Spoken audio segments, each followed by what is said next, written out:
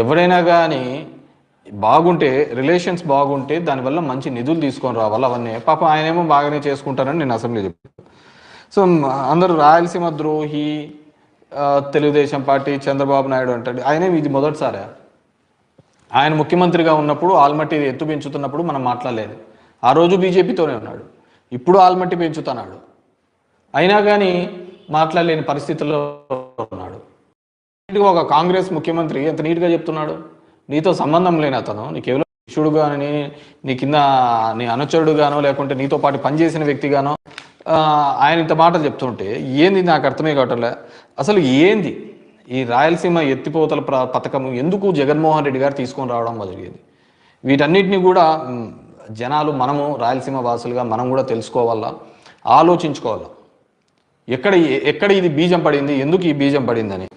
ముఖ్యంగా శ్రీశైలం నుంచి రాయలసీమకు, నెల్లూరు జిల్లాకు, చెన్నైకి తాగునీటి అవసరాల కోసం పోతిరెడ్డిపాడు హెడ్ రెగ్యులేటర్ 881 అడుగుల ఎత్తులో ఏర్పాటు చేశారు. 880 కంటే 880 కంటే ఎక్కువ ఉంటేనే పోతిరెడ్డిపాడు ద్వారా మనం నీళ్లు తీసుకొని రావచ్చు అని. అప్పుడు దానికి అంతకుముందున్న డిజైన్ని రాజశేఖర రెడ్డి గారు వచ్చిన తర్వాత దాన్ని 44,000 అడుగులకు చేసినాడు. 44,000 క్యూసెక్స్లు తీసుకొని పోవడానికి ఆయన ఏర్పాటు చేయడం జరిగింది. 44,000 క్యూసెక్స్ని తీసుకొని పోవడానికి. ఆ రోజు కూడా ఇదే దేవినేని ఉమా ప్రకాశం బ్యారేజ్ మీద దొరలాడా, పొర్లు దండాలు పెట్టారు. నేను చెప్తున్నా వాళ్ళ పార్టీ యొక్క స్టాండ్. ఇక్కడ ఒక మాట, అక్కడ ఒక మాట, రెండు కళ్ళ సిద్ధాంతము, ఇవన్నీ ఎవరిని మోసం చేయడానికి. ఆ రోజు కూడా దేవినేని ఉమా అక్కడ చేసినాడు, మాకంతా ఇబ్బంది జరుగుతుంది అని చెప్పేసి. అయినా రాజశేఖర రెడ్డి గారు ఏమాత్రం ఇది తగ్గకుండా ఆ కార్యక్రమం చేయడం జరిగింది. 854 అడుగుల కంటే ఉంటే 7,000 క్యూసెక్స్, 841 అడుగులు ఉంటే 2,000 క్యూసెక్స్ మాత్రమే నీళ్లు తీసుకునే వీలు ఉంటుంది. పోతిరెడ్డిపాడు ద్వారా దగ్గర 101 టీఎంసీలు కేటాయింపు మనకు ఉంది. అయినా ఎప్పుడు తీసుకున్న దాఖలాలు లేవు. 2004-05లో మనం తీసుకునేది 56, 2005-06లో 78 టీఎంసీలు, 2007-08లో 48, 2009-10లో 60 టీఎంసీలు మాత్రమే పోతిరెడ్డిపాడు దాని ద్వారా మనకు పరిమితమై వచ్చింది. 2012-13లో 22 టీఎంసీలు, 14-15లో 59, 15-16లో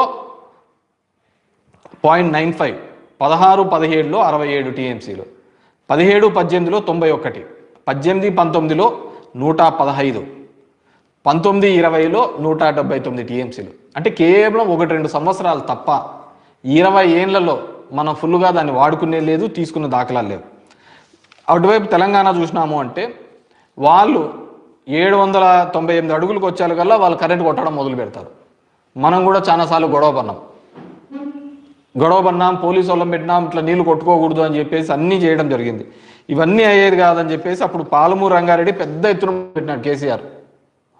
డైలీ 2 టీఎంసీ తెక్కన 60 రోజుల లోపల 120 టీఎంసీలు లిఫ్ట్ చేసే విధంగా పెట్టినాడు. దానికి ఏది పాలమూరు రంగారెడ్డి కానీ, దిండి ప్రాజెక్టు కానీ కేసీఆర్ ముందుకు తీసుకొని పోయినాడు.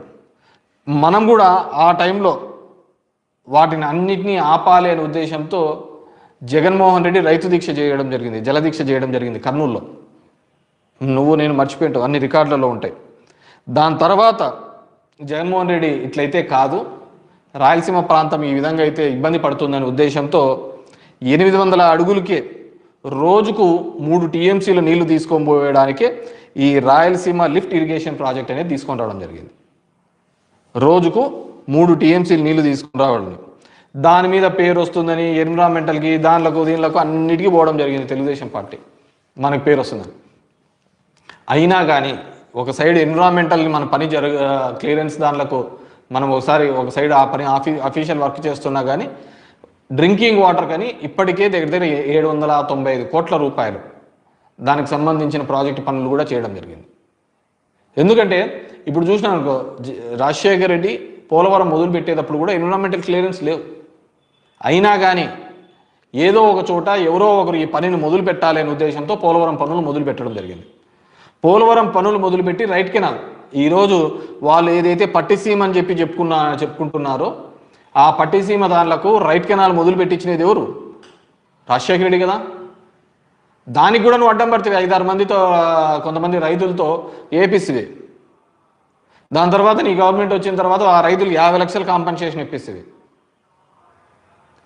ఎవరు ఇరిగేషన్ అంటేనే రాజశేఖర రెడ్డి గారు వైఎస్ఆర్ కుటుంబంలో ఉన్నప్పుడే 2004కు ముందు చూడండి కేటాయింపులు ఎన్ని ఉన్నాయో, ఇప్పుడు చూడండి కేటాయింపులు ఎన్ని ఉన్నాయని. ఆ రోజు పోలవరం కూడా ఇదే సమస్య ఉంటే ఎన్విరాన్మెంటల్ క్లియరెన్స్ ఉంటే మొదలుపెట్టి ఈ పనులు అవి జరుగుతా అంటే ఈరోజు జరుగుతుంది ఎన్విరాన్మెంటల్ క్లియరెన్స్. ఈరోజు ఎవరు గవర్నమెంట్లో ఉన్నారు? రాయలసీమకి ఒకవేళ లిఫ్ట్కు లేదనుకోండి ఎన్విరాన్మెంటల్ క్లియరెన్స్, మీరు తెప్పించుకోండి. మేము మొదలు పెట్టాం కదా, స్టార్ట్ చేశాం కదా. Development is a continuous process. అది వదిలిపెట్టినారు మీరు. ఈ విధంగా కంప్లీట్గా కూడా రాయలసీమ ద్రోహనో దీనిలోనో ఇప్పుడు ఈ విధమైన అసమానతలు క్రియేట్ చేయడం వల్లనే కదా ఈ ప్రాంతంలో ఇబ్బంది పడుతున్నది. ఆ రోజులు అంటే కొంతమంది ఉండేవాళ్ళు, మైసూరాడి మామ, ఎంవి రమణారెడ్డి, కొంతమంది ఉంటే అనంతపురం జిల్లాలో ఉన్న వాళ్ళు, కొంతమంది పాదయాత్రలు చేసినారు ఇదే విధంగా రాయలసీమకు సంబంధించి.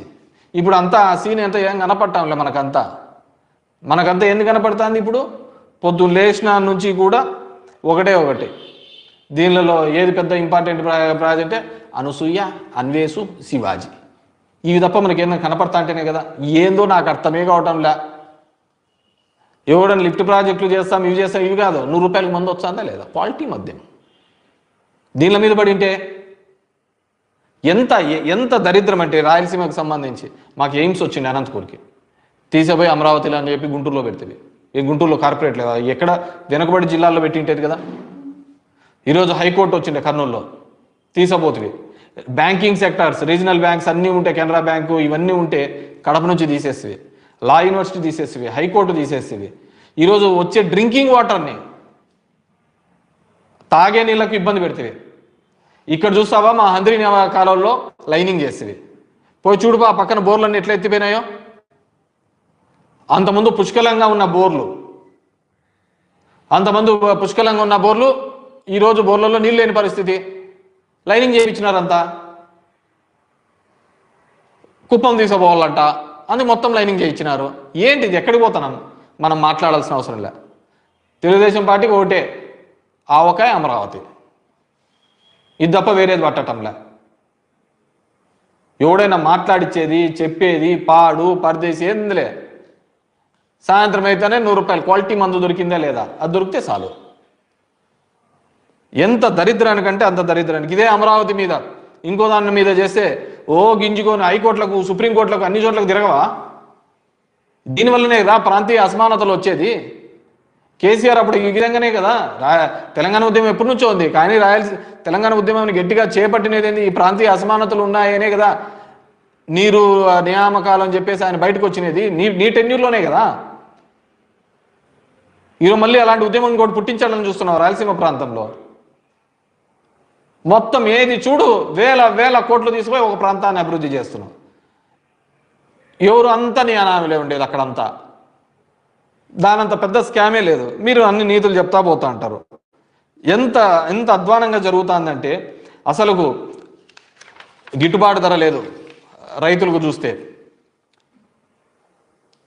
నిన్న అచ్చెన్నాయుడు ఎక్కడో ఛాలెంజ్ చేసినాడు. ఆయన ఏం ఛాలెంజ్ చేస్తాడు? అసలు రాయలసీమకి ఏం న్యాయం చేశామో ఓపెన్ డిస్కషన్ చేస్తాను. నాయన అచ్చెన్నాయుడు గారు చెప్పండి నాయన, ఇది మీ ప్రాంతము అట్లా అయిపోయింది. ఉత్తరాంధ్ర కేవలం పదవుల కోసం ఉంటేనే తప్ప నేను చేశానయ్యా 2000